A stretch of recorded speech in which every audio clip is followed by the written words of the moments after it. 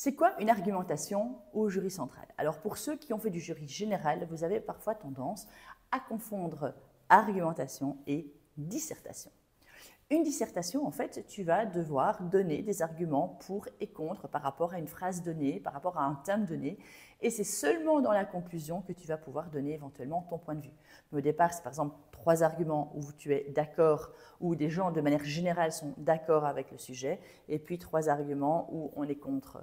Et ça s'appelle une dissertation. Et dans la conclusion, soit tu reprends tes idées, ou bien en fonction des profs, tu peux éventuellement donner ta propre position, mais vraiment tout à la fin. Ça, c'est une dissertation. Rien à voir avec le jury central.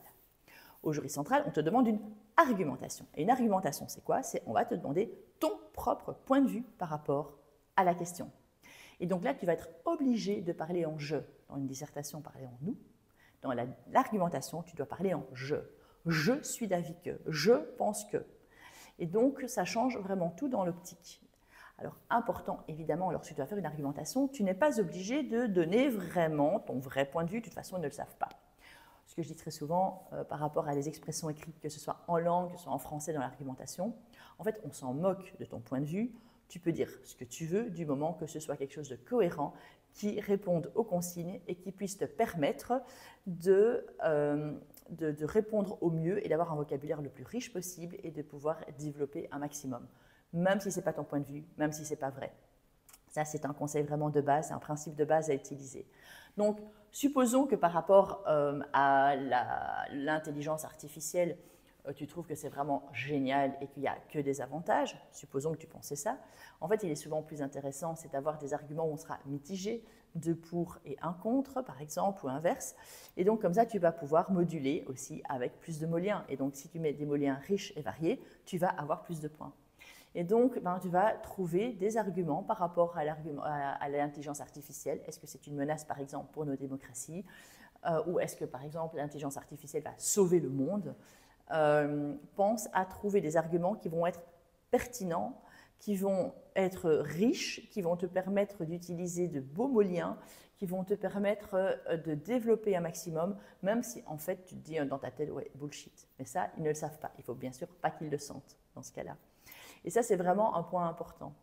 Et surtout, du coup, c'est en fait, puisque tu as des documents à devoir lire, en argumentation, l'erreur qui se passe parfois, c'est qu'en fait, vous donnez des arguments, mais vous auriez pu les donner sans même avoir lu l'essai qu'il vous demande de lire et sans même avoir lu les documents qui sont donnés lors de l'examen.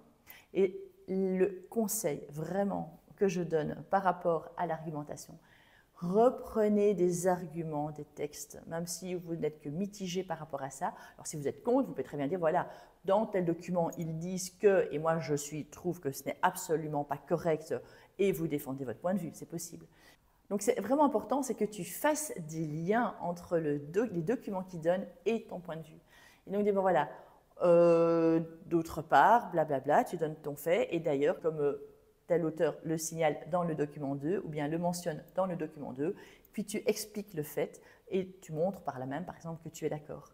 Et donc, c'est vraiment important de trouver des arguments qui ne soient pas des arguments uniquement de toi que tu aurais pu dire avant même de lire les documents, mais de montrer ces liens ou de dire, voilà, je pense que, parce que c'est vraiment ton avis, je suis d'avis que, et comme on peut également le voir, comme tel auteur le dit également, ils vont vraiment demander de faire ces liens entre, enfin, en tout cas, ça va donner des points, de faire ce lien entre les documents qu'ils donnent et ton point de vue. Donc, par rapport à une argumentation, oublie, si tu as dû faire des dissertations, oublie ça, hein, tu parles en je, tu donnes ton point de vue avec tes 3 ou 4 arguments en fonction de ce qui est demandé. Ce qui veut dire que dans l'introduction, tu vas mettre la question. Quelle est la question? Bien sûr, en la reformulant avec un contexte. Ça, on est exactement, enfin, ou presque comme dans une dissertation, mais la dernière phrase, le dernier élément de ton introduction, c'est « je suis d'un avis mitigé, je suis contre, je suis pour ». Je suis défavorable, ou j'abonde dans le sens de l'auteur. Et c'est seulement après, dans tes arguments, que tu vas pouvoir développer dans le corps du texte. Et dans la conclusion, tu vas donc, bien sûr, devoir reprendre les différents arguments cités, ça c'est comme dans une dissertation, mais ensuite rappeler ton point de vue. C'est extrêmement important. Tu oublies ton point de vue, tu perds déjà la moitié des points.